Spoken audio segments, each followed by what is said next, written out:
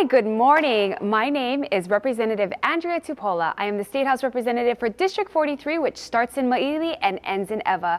This morning, our conversation is going to be centered around government transparency and whether or not the approaches of our government have been appropriate in some hot topics. And we have special guests with us here today. So we have Auntie Twinkle Borge, who has been the leader of the Pu'uhonua o Wai'anae for over 11 years. And we have Ms. Tiffany Kakalia, who is a former Kahuku Mauna board member, which is the advisory board for Mauna Kea management. And I know that we actually just had a little topic about that in the previous clip about Puna and Hilo. So let's start there, because actually there was a meeting in Nanukuli about this, right? Was it SB 3090? Yes. And so specifically, what does the bill cover? The bill covers the idea of having an independent management authority for Mauna Kea.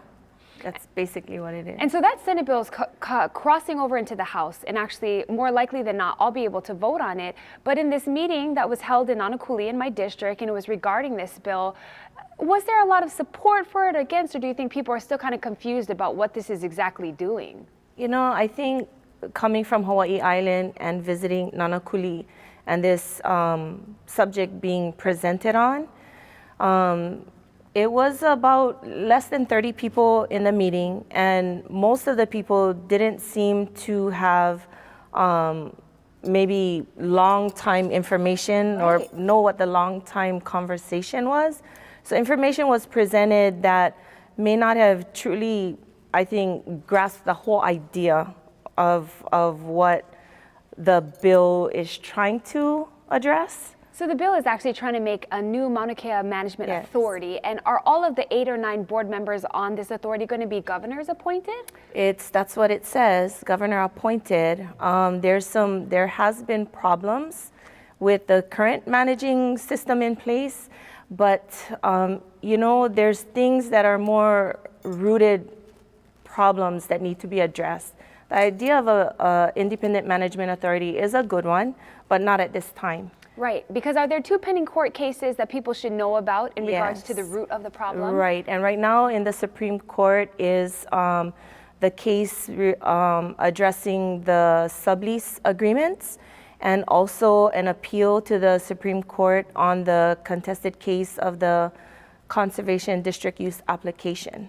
So there's things in progress that really, if something like an independent management authority right now would kind of get the ball rolling, it would upset a lot of progress that we've been making.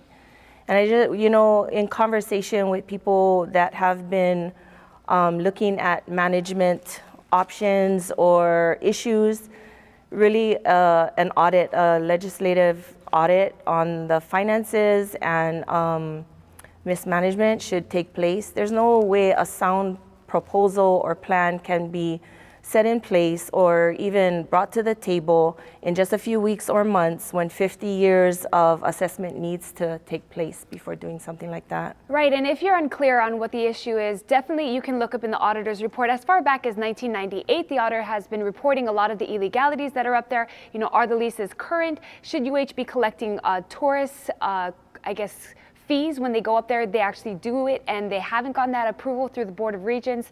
Should they be renewing those subleases that haven't been looked at? And all of these things are at the root cause of it, and that's what is being suggested by our guest, Tiffany, that we actually look into the root causes of the issue. My last question for you is this bill community-minded?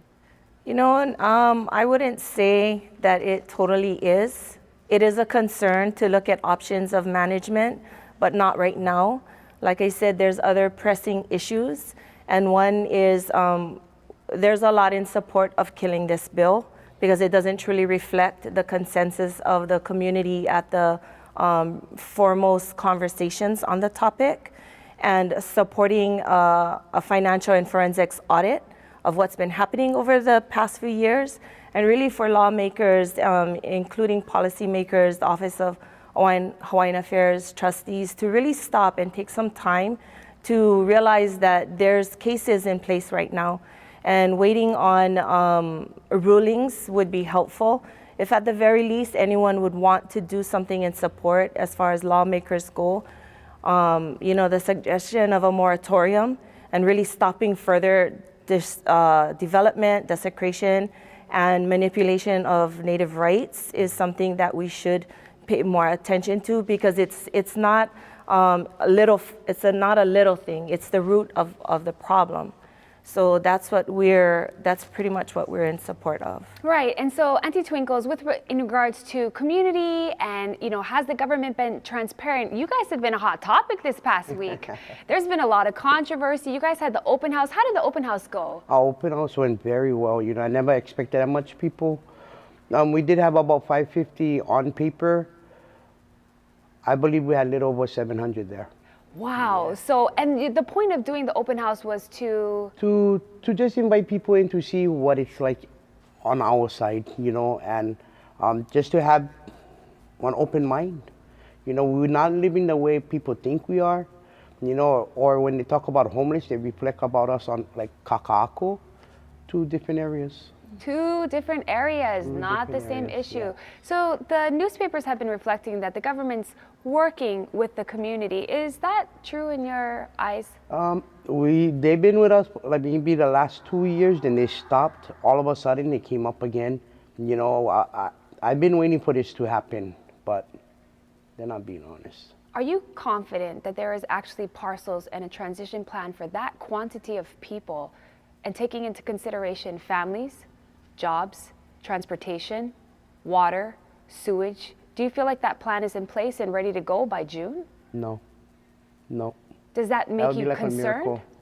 A miracle. For me, that would be like a miracle. They have been sending in agencies for do this, for that, and whatnot, but no ways we're gonna make it till June. We need a longer time. Right.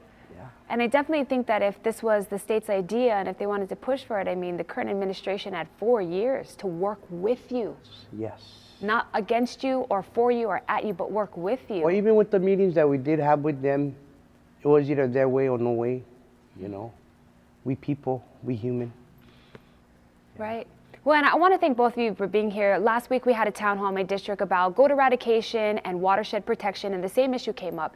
Is the government being transparent with us? Are they giving us notice? Are they actually taking into consideration community concerns? Because why? Because they live in the community, and that at the end of the day, our community members have to live with these decisions, and our community members have to be able to support these decisions. So we're going to encourage you to stay tuned in, and if you have any questions, you of course can get a hold of our guests, but we wanted to bring people who are on the heat of these issues that actually have been studying and can give first-hand insight on what's about to happen. So thank you for joining us today. My name is Andrea Tupola, State House Representative, District 43.